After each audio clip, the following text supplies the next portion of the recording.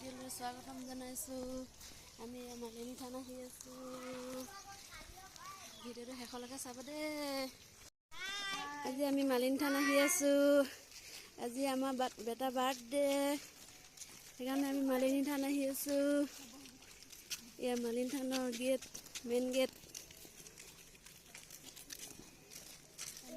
আপোনালোকে আশীৰ্বাদ কৰিব দেই। আমাৰ বেটা আজি জন্মদিন, সেইকাৰণে আমি মালিনী থানত শৰাই দিব আহিছোঁ। এখন মালিনী থানৰ মেইন গেটটো। আজি আমাৰ বেটাৰ 9 বছৰ সম্পূৰ্ণ হৈছে।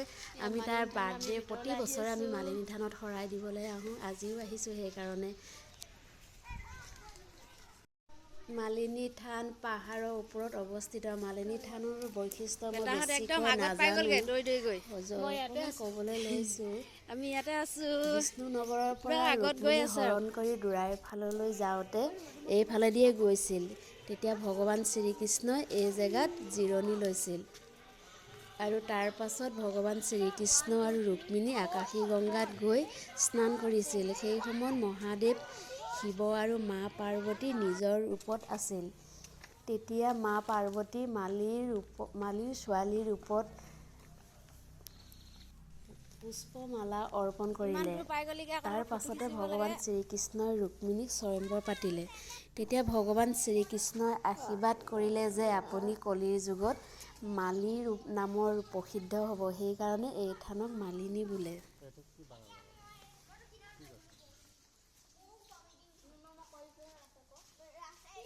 এতিয়া আমি আহি মন্দিৰ পাই গ'লোহি। মন্দিৰ বাহিৰতে চাকি জ্বলাব লাগিব। আমি সেইকাৰণে ভৰি হাত ধুই মেলি চাকি ধূপ জ্বলাই ল'লোঁ। আমাৰ বেটাৰ লগৰীয়া কেইজনকো লৈ আনিছিলোঁ। সিহঁতি কিমান ফূৰ্তি পাইছে একদম মন্দিৰ চাই পেলাই। সেইকেইটা পূৰা ফূৰ্তি কৰি আছে, জঁপিয়া জঁপি কৰি আছে। আৰু আমাৰ এয়া মানুহজন আৰু আমাৰ বেটি। মন্দিৰটো অকণমান আপোনালোকক দেখাই দিছোঁ ধুনীয়াকৈ ঘূৰাই পেলাই। পূজাৰীয়ে পূজা কৰি আছে মন্দিৰৰ ভিতৰত। হালধীয়া ফুলখিনি চাওকচোন, ইমান ধুনীয়া লাগিছে। বেছিকৈ হালধীয়া ফুলখিনি বেছি ধুনীয়া লাগিছে। পূৰা আমাৰ মানুহজন আৰু ছোৱালী একদম পূৰা খোজকাঢ়ি খোজকাঢ়ি গৈ আছে। বহুত ধুনীয়া। আপোনালোকেও আহিব পাৰিব। চিলাপথাৰত আছে। আমাৰ ঘৰৰ পৰা কিন্তু মালিনী থান বেছি দূৰ নহয়, 1 কিলোমিটাৰহে হয়। আৰু ৰাতি এতিয়া বাৰ্থডে অকণমান নিয়ম এটা কৰি দিছোঁ আৰু বেটাৰ লগৰীয়াকেইটা মাতি আনি কেক কাটিব দিছোঁ আৰু।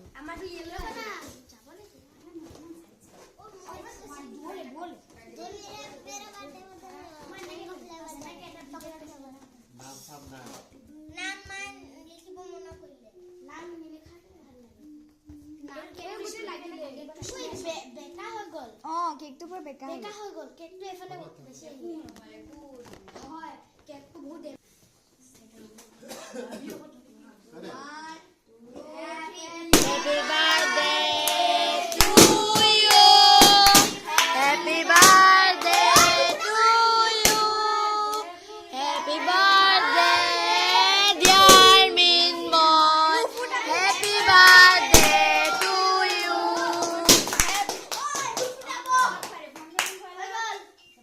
বেটা লগৰীয়াকেইটাই বেটাৰ মুখত ইমান ক্ৰীম লগাই দিলে, তাক একেবাৰে ফূৰ্তিতে ক'ব নোৱাৰা হৈ গৈছে।